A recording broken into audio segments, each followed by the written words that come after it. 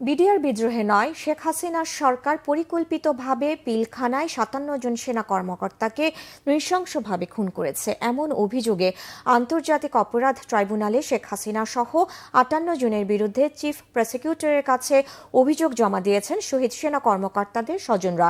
তারা বলছেন, হত্যাকাণ্ডের সুষ্ঠু তদন্ত করলেই বেরিয়ে আসবে আসল ঘটনা। বিস্তারিত এস এম ফাইজের রিপোর্টে। ২০০৯ সালের ২৫ ফেব্রুয়ারি রাজধানীর পিলখানায় বিডিআর সদর দপ্তরে বিদ্রোহ হয়। ২ দিন ধরে চলা বিদ্রোহে বাহিনীটির তৎকালীন মহাপরিচালক মেজর জেনারেল শাকিল আহমেদ সহ ৫৭ জন সেনা কর্মকর্তা নিহত হন। সব মিলিয়ে ৭৪ জনের মরদেহ উদ্ধার করা হয়। পিলখানায় বিডিআরের বিভিন্ন পর্যায়ে দায়িত্বরত সামরিক বাহিনীর কর্মকর্তাদের পরিবারের সদস্যরাও নৃশংসতার শিকার হন। ১৫ বছর পর আন্তর্জাতিক অপরাধ ট্রাইব্যুনালে পিলখানা হত্যাকাণ্ডের ঘটনায় অভিযোগ জানান শহীদ সেনা কর্মকর্তাদের স্বজনেরা। নিহত সেনা কর্মকর্তাদের পরিবারের সদস্যরা জানান, পরিকল্পিতভাবে হত্যা করে লাশ পোড়ানো হয়েছে, এমনকি পরিবারের সদস্যদের ঘর থেকে ধরে নিয়ে হত্যা করা হয়েছে। ৫৮ জনের বিরুদ্ধে আমরা অভিযোগ দাখিল করেছি, তৎকালীন প্রধানমন্ত্রী শেখ হাসিনা সহ। এবং আমাদের অভিযোগ খুবই সুস্পষ্ট, দুটি বাহিনীকে ধ্বংস করে বাংলাদেশের স্বাধীনতা সার্বভৌমত্বকে সংকটাপন্ন করার উদ্দেশ্যে পরিকল্পিতভাবে আওয়ামী ফ্যাসিস্ট মতাদর্শকে প্রতিষ্ঠা করার জন্য দেশপ্রেমিক এবং দক্ষ অফিসারদেরকে খুন করা হয়েছে। বিদ্রোহ এইরকম হয় না।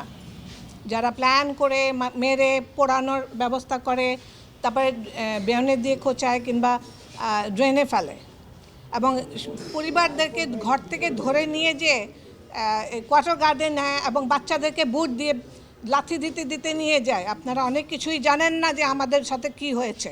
আমি জানি না আমার হাজব্যান্ডের লাশটা কোথায় গেল এবং কি করা হলো তার লাশের সাথে।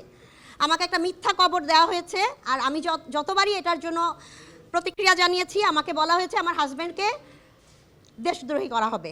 আমরা বিশ্বাস করি যে আমরা এটা বিচার পাবো এবং সেই ষড়যন্ত্রকারীদেরকে সবাই দেখতে পাবেন, আমরা দেখতে পাবো, সবার সম্মুখে তাদেরকে নিয়ে আসা হোক। মেজর জেনারেল শাকিল আহমেদের ছেলে ব্যারিস্টার রাকিন আহমেদ বলেন, নারকীয় এই হত্যাকাণ্ডের সঙ্গে শেখ হাসিনা সরাসরি জড়িত। ঘটনার সুষ্ঠু তদন্ত ও জড়িতদের শাস্তি দাবি করেন শহীদ কর্নেল কুদরত এলাহির ছেলে সাকিব রহমান। আমরা আইন পড়েছি একমাত্র একটা কারণেই, যে আমাদের বাবার বিচার আমরা চাই এবং আমাদের বাবার বিচার করে ছাড়বো। এবং আমরা অনেক কৃতজ্ঞ যে এই ছাত্র জনতার এই আন্দোলনের পরে আমরা আজকে অভিযোগ দায় করছি এবং আমরা আশাবাদী যে আমরা এর সঠিক বিচার পাবো। আমার বাবা মাকে কেমনে মেরেছে আমি বলতে আমার বুকটা ফেটে যায়। আমাকে অফিসার বলেছিল, বাবা তুমি তোমার বাবা মার লাশ দেখো না, তুমি নিতে পারবে না বাবা।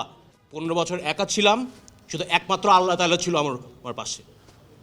আমি বিশ্বাস আমরা বিজয় হব ইনশাল্লাহ, আর কোনো ষড়যন্ত্রকারী আমাদের থামায় রাখতে পারবে না ইনশাল্লাহ। ২০১০ সালে বিএনপির চেয়ারপারসন বেগম খালেদা জিয়াকে সেনানিবাসের মইনুল রোডের বাড়ি থেকে উচ্ছেদ করে শেখ হাসিনা সরকার। ওই জমিতে ভবন নির্মাণ করে পিলখানায় নিহতদের ফ্ল্যাট দেওয়ার কথা হলেও শহীদ সেনা কর্মকর্তাদের স্বজনদের দাবি, কোনো ফ্ল্যাটই পাননি তারা। আমাদের কোনো শহীদ পরিবারকে বেগম জিয়ার কোনো বাড়িতে কোনো ফ্ল্যাট কোনো কিছুই দেওয়া হয় নাই, আমাদেরকে ক্যান্টনমেন্টে থাকতে দেওয়া হয় নাই।